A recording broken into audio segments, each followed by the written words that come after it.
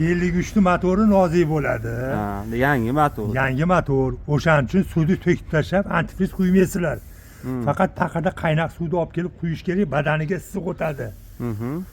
Keyin avtobuslar ilgandan keyin badaniga talqaydi, yaxshi talqaydi. Mana ular saniylar urib yormaydi, privodni aylantirib yormaydi.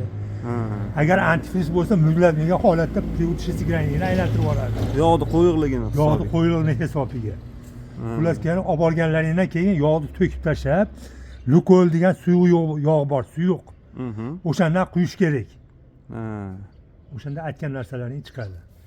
Shuning uchun akalar, shu yangi motor qilganda ham mana bundan buyog'i qish ehtiyot bo'laverasizlar, oz pulga qilmayapsizlar.